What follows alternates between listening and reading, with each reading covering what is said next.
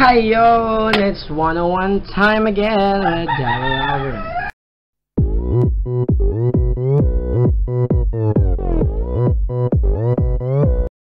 Alamin natin ngayong araw na ito.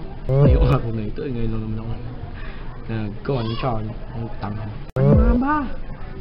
Ang mga kalokohan pinagagawa sa mga palabas ng mga Pilipino kaya walang pag-unlad sa bansa ng Pilipinas. Una, yung mga bida, hindi dinadala agad yung mga kamag-anak nila sa ospital kaya namamatay. Mamatay na lang. Mamatay na. Agad. Ano nangyari sa'yo? Sino gumawa sa'yo? Sino mamatay sa'yo? Masita ka. Huwag mo akong iwan. Hindi kita kakayanin. Huwag mo akong iwan. Dalhin mo ako sa ospital! Number 2, yung mga kontrabida. Kaya hindi natutuloy yung mga plano nila kasi hindi na lang patayin kung gusto nang patayin. Dadakdak pa talaga. Dadakdak pa. Hindi namatay ka. Patayin ko na to, babaeng to. Siya nagpahirap ng buhay ko. Huwag ka makialam, huwag ka makialam ha. Barilin mo na. Barilin mo na nga lang sila sabi. Lahat sila, barilin mo na.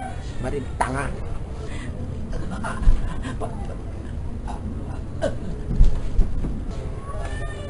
Ayan, tanga-tanga mo. Namatay ka pa tuloy. Tumigil ka na nga kadakdak. Pinatay mo sa lahat. Tanga-tanga mo. Number 3, yung mga bida hindi nagsasalita agad. Ano yung nangyari sa kanila? Hindi nagsasalita agad. Parang pahamak pa sila. Hindi sabihin kung anong nangyari talaga. Parang pahamak sila. Ashley, huwag mo nakawan si Daddy. Wala kang pakialam. Ganun mo kama. Ako ang paboritong anak niya.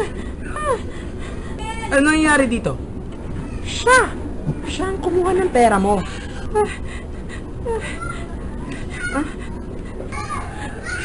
Magsalita ka. Gagan ko eh. Magsalita ka kaya. Try mo. Sabihin mo kasi hindi ikaw nagdakaw. Number 4, yung mga bida hindi sila naniwala sa mga doktor. Napatay na yung kamag-anak nila. Yung mga doktor naman, hindi sabihin.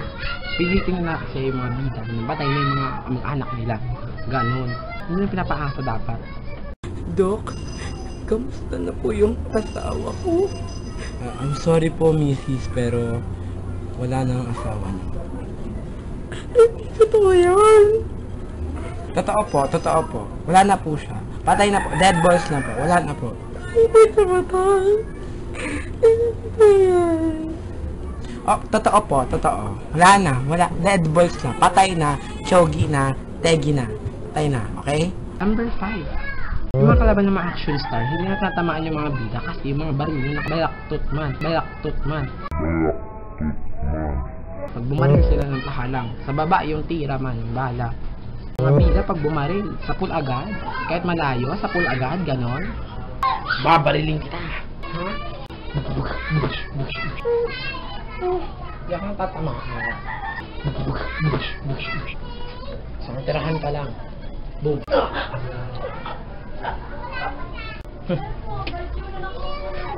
Ayan ang ating 101 turuan with Daryl Alvarez.